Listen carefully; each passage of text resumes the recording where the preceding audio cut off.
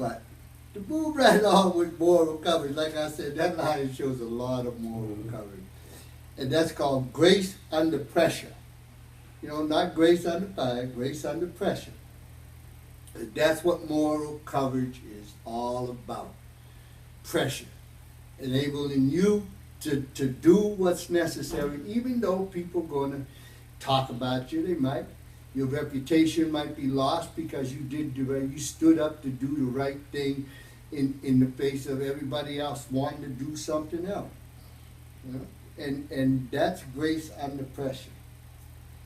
That unpopular action, the defamation to your character, and sometimes the loss of your reputation and their principles being the other principles, then that caused the loss to your reputation.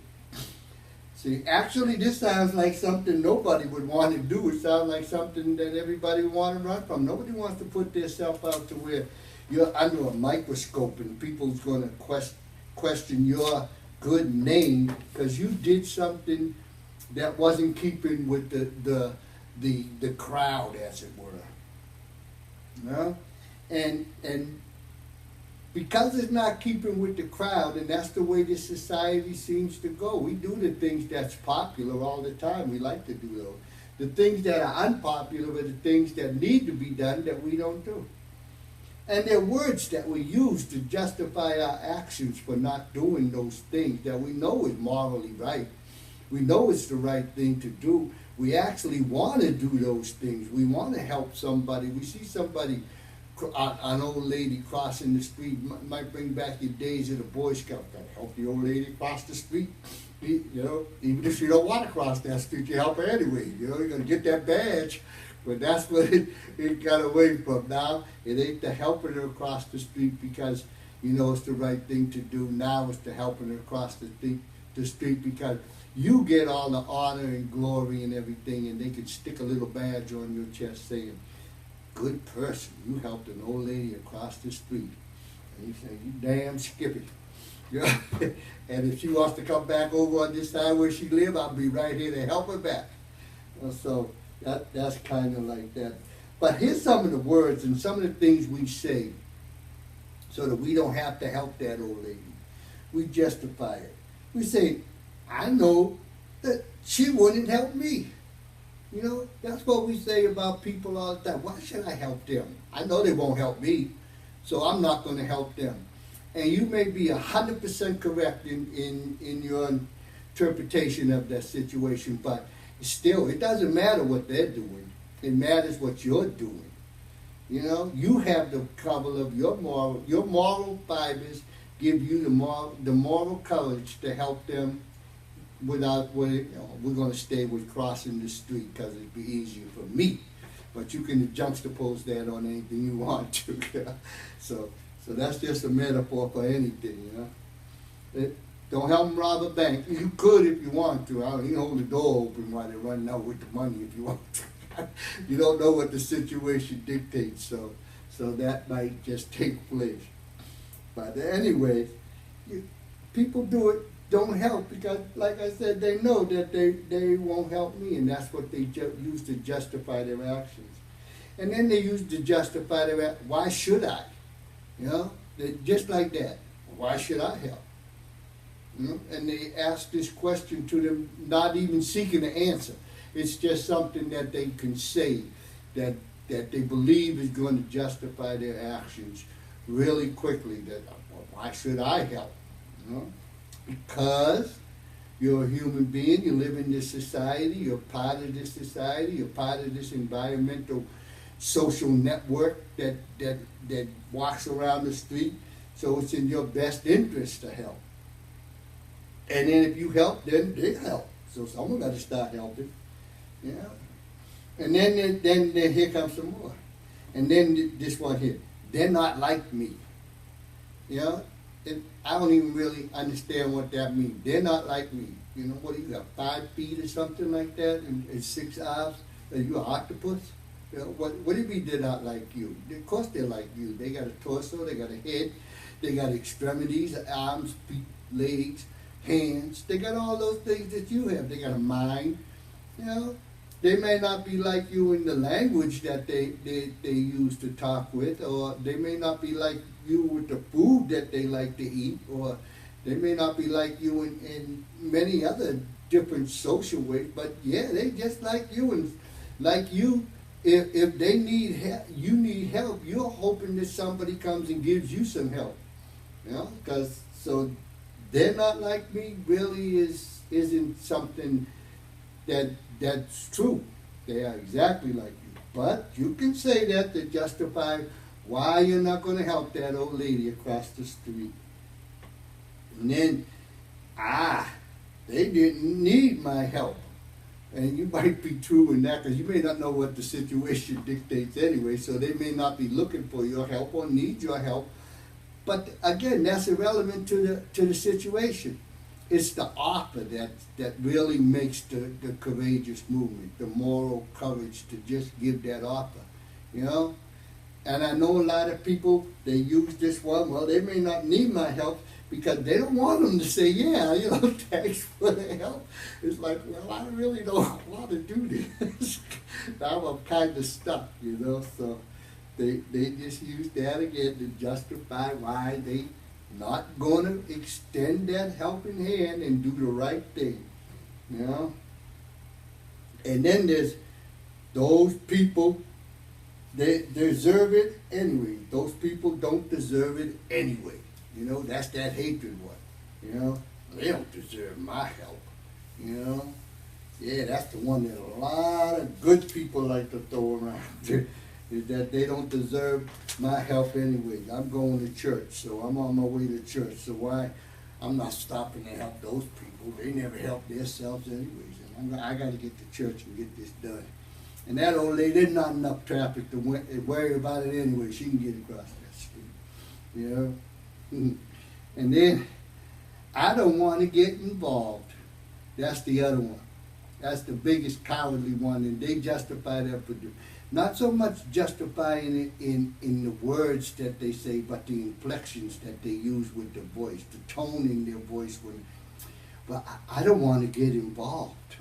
You know, like, come on, I need allies to say, yeah, I don't want to get involved too, because, you know, if you get involved, then all these people that live over there, these are the bad people we don't like anyway, because they ain't like us, they're going to come in your house.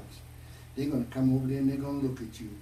They're going to look at you with their two eyes off their head, but they ain't like us. So those two eyes are on the side of their head or something sticking up off the top of a little antennae or something like that. But that's why you don't want to get involved, because you don't want them to come over and look at you. Yeah, and they might say something nice or something. So I don't, yeah, that's a good justifying one. But again, that's the one. It's all in the tone, all in the inflection of the voice, and it can create lots and lots of allies. It's a good one for creating allies. And this is one of my favorites. Yeah. Yeah.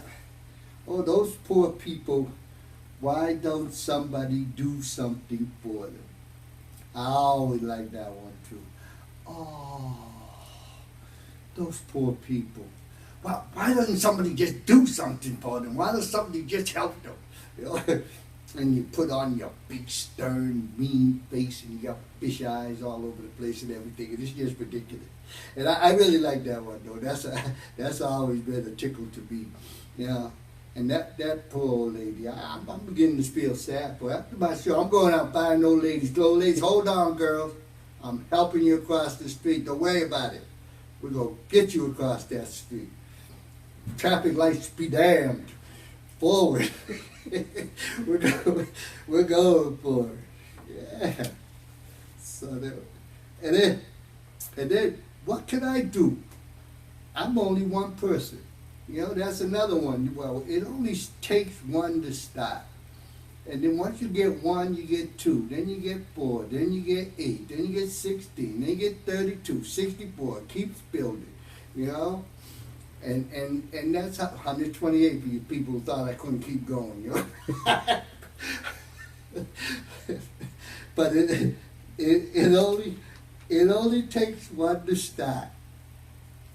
And that's all it takes. So that's another one that people like to throw around and stuff like that. And then we got this one.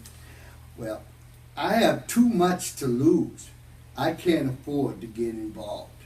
This is one of the more honest ones, I think, that a lot of people really believe in their heart that they really want to do something for somebody, but they afraid they might get sued if they help out somebody, you know? So they're not going to do that. They're trying to protect all their wealth and everything. That poor person going to die because I might actually do CPR on that person, and they might realize I'm black, and they didn't want any kind of black saliva near them, so they would have rather died, so they're going to sue me for saving their life, and then I won't have a place to live, you know. So, and that's why I might have too much to lose, so I can't really help those people, and I feel bad about that, but that's a real positive one. It's not positive in the word that you should use it, but it is one that people use to justify their actions that actually has some real validity to it. There are people out there, if you help them, they're gonna sue you, which is crazy, but you know, but still, that's the risk you take to have moral coverage, you know. I'm gonna help you anyway. You sue me later, but you're gonna live, you know. You're going to cross that street, old lady, don't you worry. We're getting you across that street. And you can sue me because you live down that other street over there, but that's okay. we're going to get you there anyway. So those are some of my favorite ones that I was thinking about justification on why you don't have to have moral coverage in this world. Now I'm going to change the topic just a little bit. Yeah, I'm gonna go back in time, and I'm gonna talk about the appearance of coverage. You know, back I'll go back to Ulysses and Homer and the Greeks and the Romans and stuff. I'm gonna start there. Courage back in those days was manifested on the scars you had on your body. If you had a face full of scars and a body full of scars, then it showed that you were a courageous warrior individual, because that's what the coverage dictated back then, was a warrior type of class, you know, because there was a lot of war going on, so you needed a lot of warriors.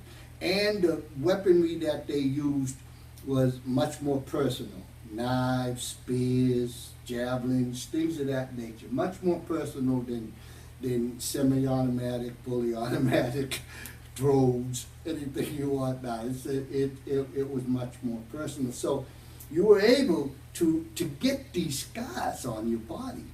And they walk around with scars on their body. And this really showed that I'm a courageous individual. And it kept going all the way up into the 20th century.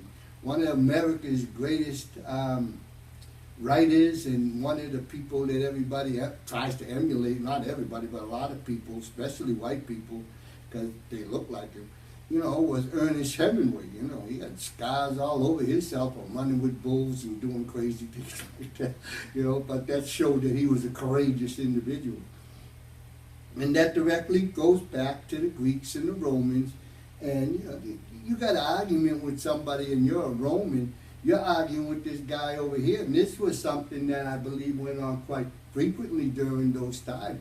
You tear off, you turn it, you know, say, look at this. See this guy right here? I got that one fighting the Philistines over here. See this one over here? I got that one fighting your uncle.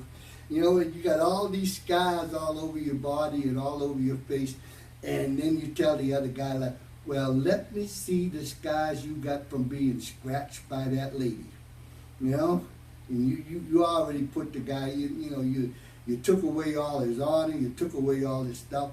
He couldn't even beat a lady. Yes, this was a very patriarchal society back there with the Greeks and the Romans and stuff, so that was a direct insult. So he tear open his shirt and there's nothing but smooth skin for days, you know.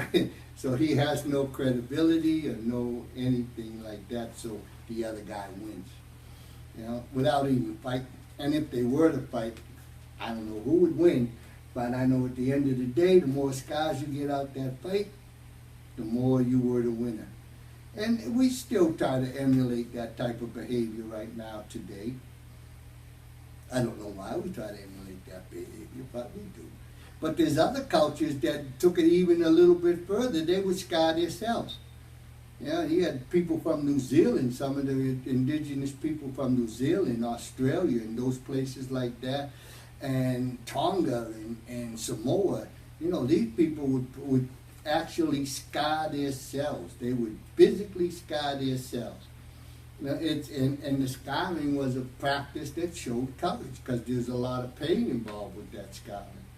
You know, and they would scar with messages on what they did that was heroic for their tribe and for their community.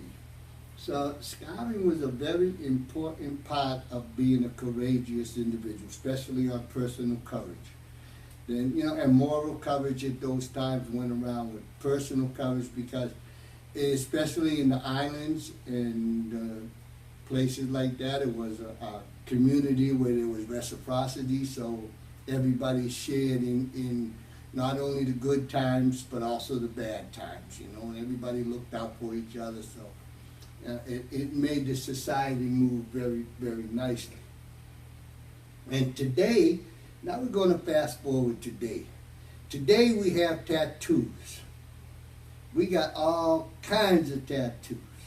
We got bright red tattoos, we got blue tattoos, we got green tattoos, we got tattoos of barbed wire, we got tattoos of Tweety Bird, we got just tattoos going all over the place. And these tattoos, for a lot of individuals, not all, they're used to do the same thing that the scarring does.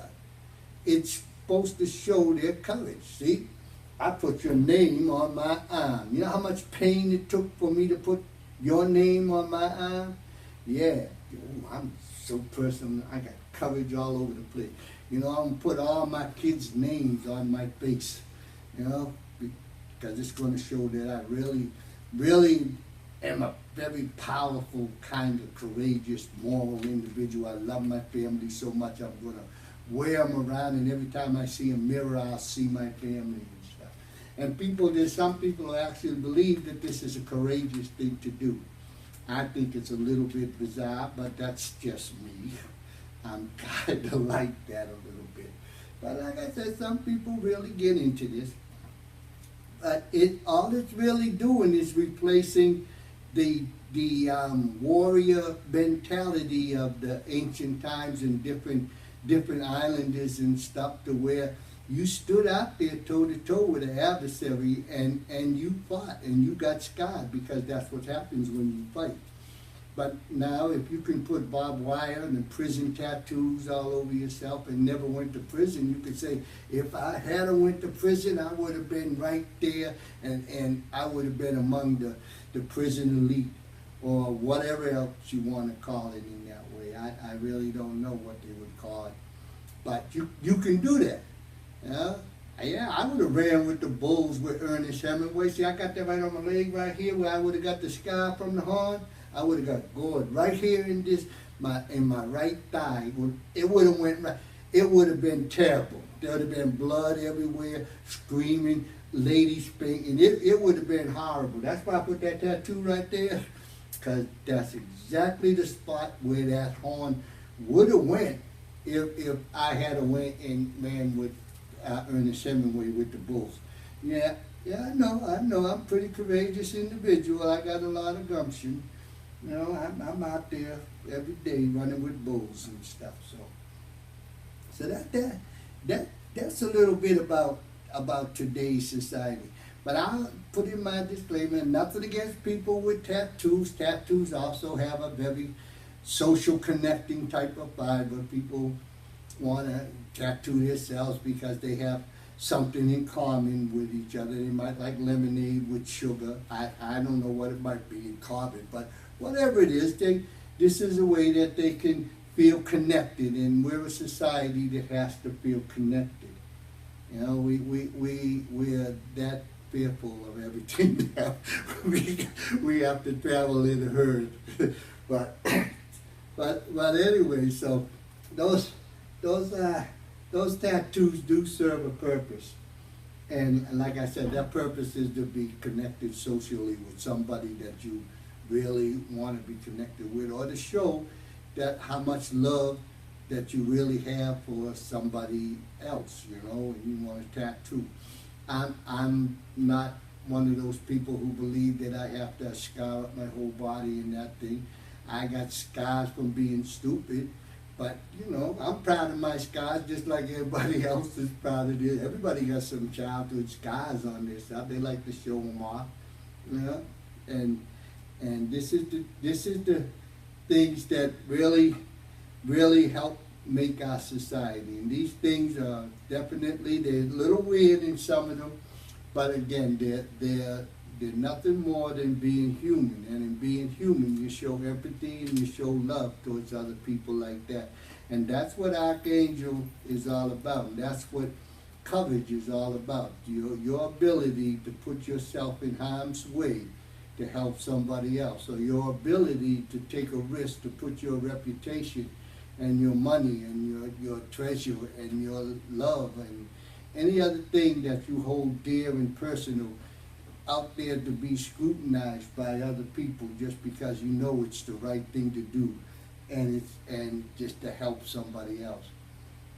Well, I got 2 minutes, and the little lady, hold on, girl. Hold on, I'm coming. We're going to get you across that street. I know it's getting towards rush hour. The traffic's getting thick and everything, but I'm going to earn my merit badge.